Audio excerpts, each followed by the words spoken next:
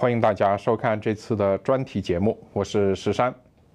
随着6·4天安门事件25周年的来临，当局加大了对异议人士的打击力度，包括北京纪念6·4五君子被抓捕，北京知名独立媒体人士高瑜被刑拘，以及其他一系列维权人士纷纷被抓，来势凶猛，似乎远超过往年6·4之前的例行打压。当局如此加大打压力度的原因到底为何？我们将在这次节目中请有关评论人士做出分析。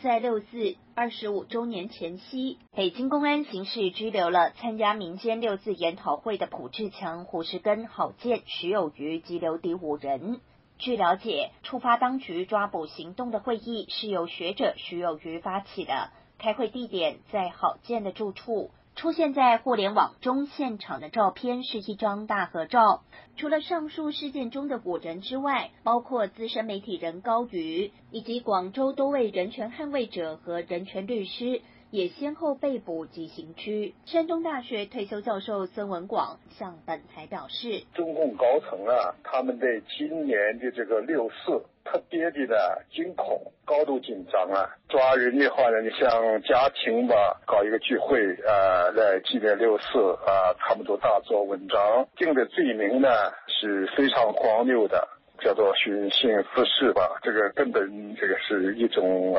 诬陷吧欲加之罪了。对此，本台特约评论员胡平表示，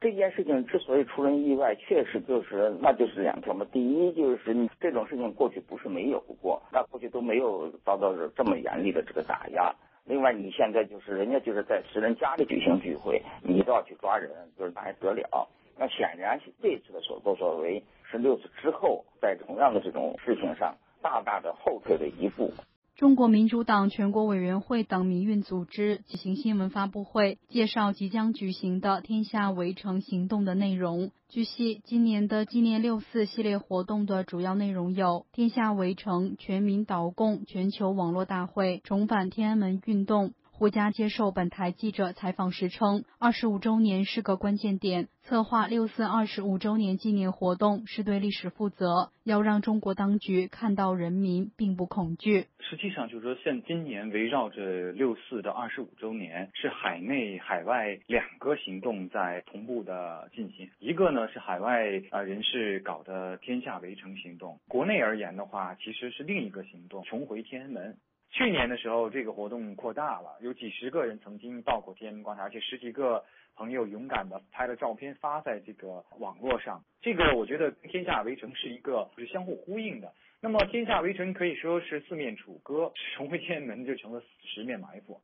中国民主党成员浙江异议作家陈树庆说，活动给北京当局带来了一定的压力。无论对于平反6·4还是中国要实现真正的民主法治捍卫人权，那主要还是要靠国内的民众普遍觉醒。但是在共产党的一党专制的严酷的压制下，就是国内的民众就是说的抗争困难也重重，壮大也很难。那么海外民主人士组织这样的活动的话，对这个世界肯定是有深远作用的。从共产党抓捕行为比较严厉的情况下，也说明共产党比较恐慌。从共产党的恐慌当中也可以看到这个行动是有效果的。对此，哈佛大学研究员、著名旅美异议人士杨建立也表示，他们要确定在6·4纪念的前后不出现任何不可控的社会动荡的局面，他们认为的社会动荡，或者说大的群体事件、大规模的抗议活动出现。所以呢，他是用逮捕这几位参与了6·4纪念的人呢，作为一种威慑。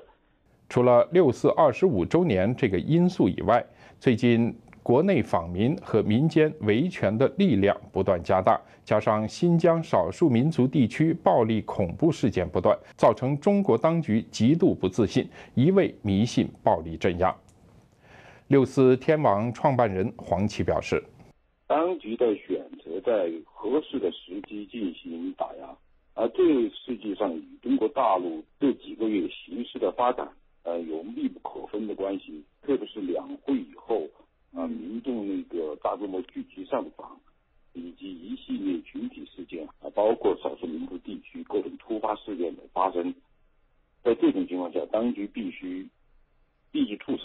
而采取的一些方法来制止局势的进一步下滑。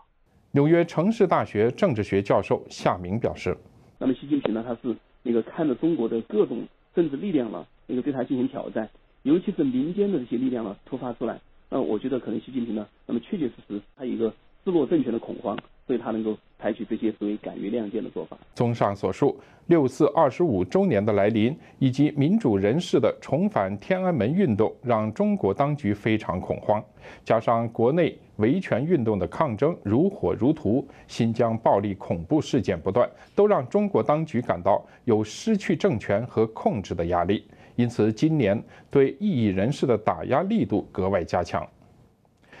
好，欢迎您收看这次的专题节目，我是石山，我们下次节目再见。